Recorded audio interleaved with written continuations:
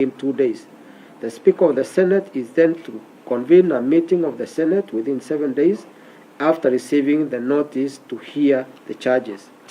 Article 145, Sub-Article 5 states that the President or Deputy President shall have the right to appear and be present before the special committee during its investigations. Where the allegations are substantiated, the Senate has, according to the President or Deputy President, an opportunity to be heard, vote on the impeachment charges. If at least 2/3 of all members of the Senate vote to uphold any impeachment charge, the President or Deputy President will cease to hold office. Article 145 lays down the procedure to be followed in cases of impeachment and the timelines for doing so, including affording the person an opportunity to be heard on the charges. I have read the decisions from the Supreme Court and the Court of Appeal, as well as those cited by the petitioners.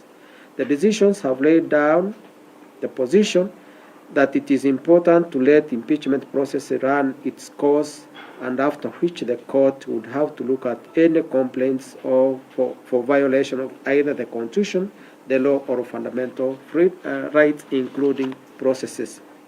For instance, in Julius Kariuki matter, the Supreme Court stated that interpretation of the Constitution calls for a delicate balance in the respective mandates of the different arms of government.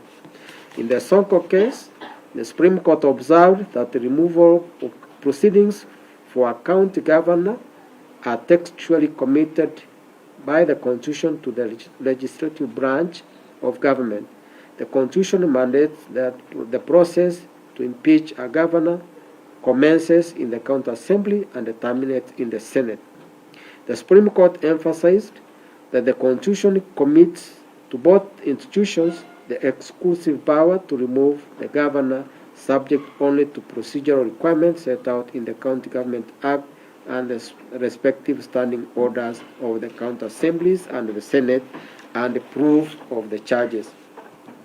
The Supreme Court then added, it has been emphasized in accordance with the principle of separation of powers that in considering applications to review decisions of the other branches of government, courts should strive to achieve a balance between their role as guardians of the Constitution and the rule of law, including an obligation to respect what Parliament is constitutionally required to fulfill.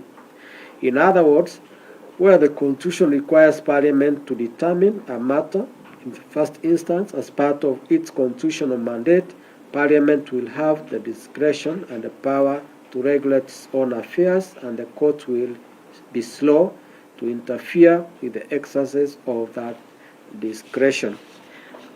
Reference in this decision to county assembly can also be referenced to the National Assembly. Flowing from the decisions, where the Constitution commits a process to another arm of government, the court should allow that arm of government to complete its process before the court exercises its judicial review jurisdiction over the matter to determine whether what was said to be done under the authority of the Constitution is inconsistent with or in contravention of the Constitution. Granted, this is the first time this country is experiencing an impeachment proceeding against the Deputy President. The petitioner has raised substantial questions, including violation of his right to a fair hearing, guaranteed by Article 50 Sub-Article 1 and ring-fenced by Article 25 Sub-Article C as a non-derogable right.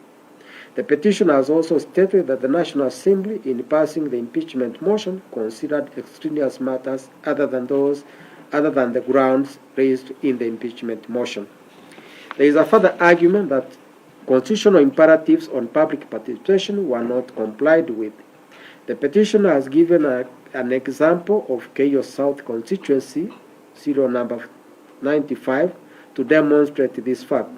According to the results for public participation in that constituency, the total number of people who participated was given as 43. Those who supported were 70. Those who did not support were 3.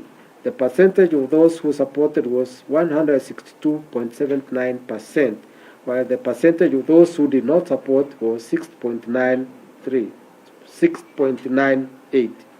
It is implausible that an attendance of 43 people would produce 70 people in support, that's 162%, and 3 people in opposition. The petitioner has raised valid concerns. However, precedents bind this court so that although the Constitution grants the court jurisdiction to intervene where there is a threat to violate the Constitution or human rights and fundamental freedoms, the court must exercise restraint in matters of impeachment. This process has been committed to Parliament, which must be allowed to conclude its part. In our constitutional scheme, the people delegated the authority to state organs, including Parliament and the judiciary, to exercise the delegated authority only in accordance with the Constitution. Article 2 reminds everyone that the Constitution is supreme and binds all persons and state organs at both levels, while Article 3 places an obligation on every person to respect, uphold, and defend the Constitution. Article 10 sub Article 1 also is clear that the national values and principles bind all state organs, public officers, and all persons whenever they discharge their mandate under the Constitution. National values and principles include transparency, accountability, the rule of law, and public participation, and as well as human rights.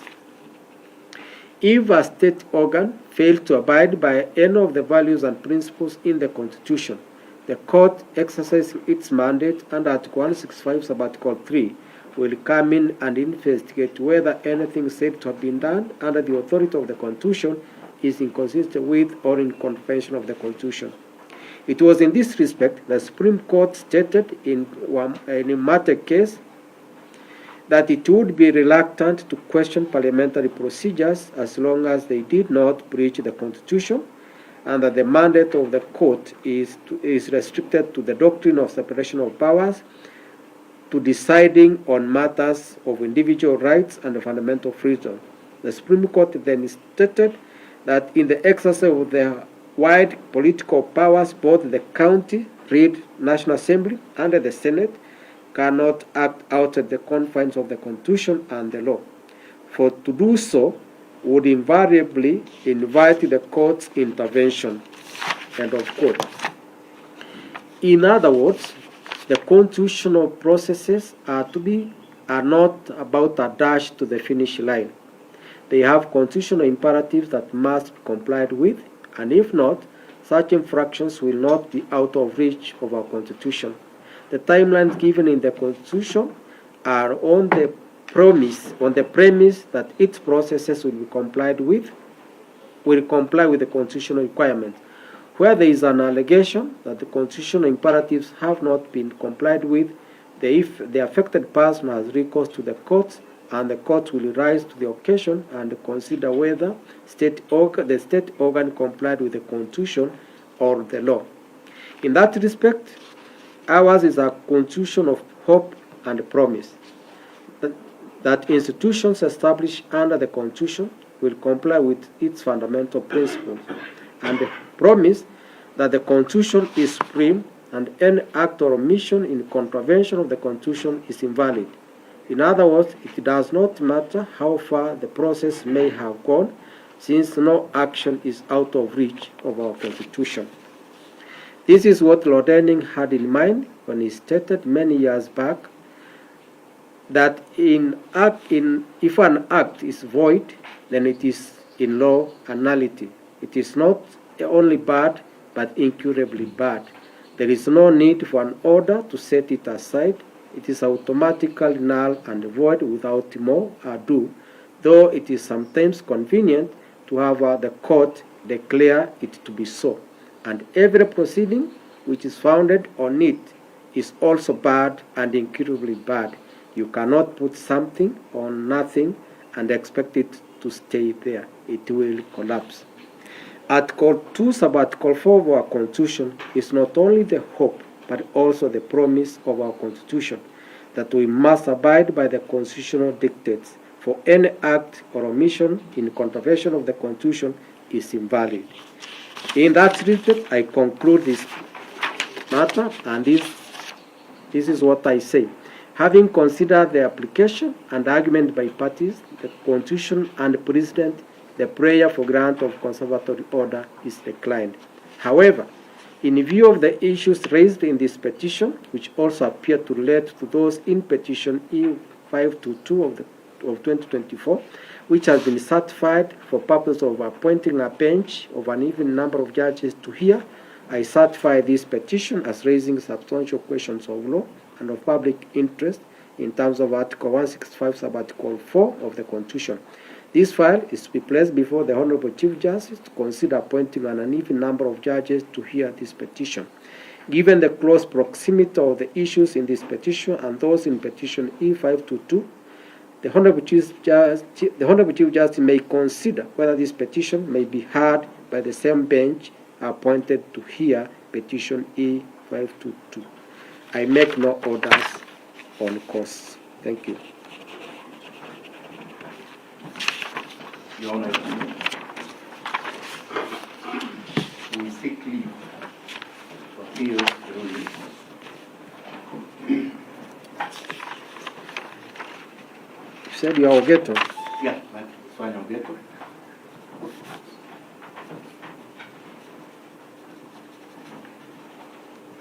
Yes. So for that reason, Your Honor, on private basis, we seek for typed proceedings and certified ruling.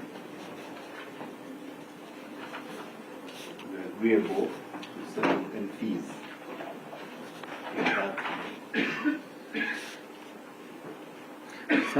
Certified copies of the ruling. Thank you. Any other counsel? No, on behalf of the first respondent, we are only applying for a copy of the ruling. Do you oppose their request? No, not at all. They have that. That's Kuyone. That's the issue.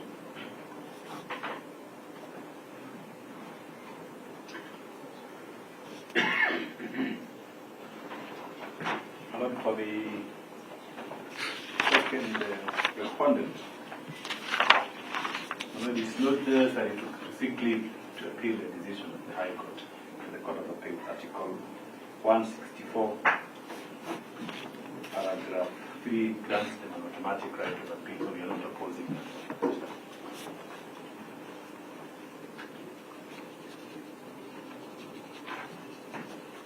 The Lord, on behalf of the first respondent, will be requesting for a copy of the ruling.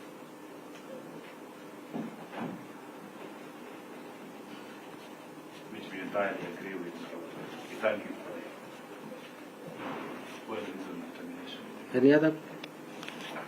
My order of the part of the third and fourth president. That is Popular. yes. For a copy of the ruling. So why don't I just make a general order? Yes?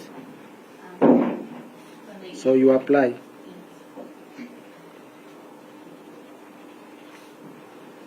issue of More Radio 88.2 FM. We are in charge. More Radio 88.2 FM. We are in charge. More Radio 88.2 FM. We are in charge. More Radio 88.2 FM. We are in charge. More Radio 88.2 FM. We are in charge. More Radio 88.2 FM. We are in charge. More Radio 88.2 FM. We are in charge. More Radio 88.2 FM. We are in charge. More Radio 88.2 FM. We are in charge. More Radio 88.2 FM. We are in charge. More Radio 88.2 FM. We are in charge. More Radio 88.2 FM. We are in charge. More Radio 88.2 FM. We are in charge. More Radio 88.2 FM. We are in charge. More Radio 88.2 FM. We are in charge. More Radio 88.2 FM. We are in charge. More Radio 88.2 FM. We are in charge. More Radio 88.2 FM. We are in charge. More Radio 88.2 FM. We are in charge. More Radio 88.2 FM. We are in charge.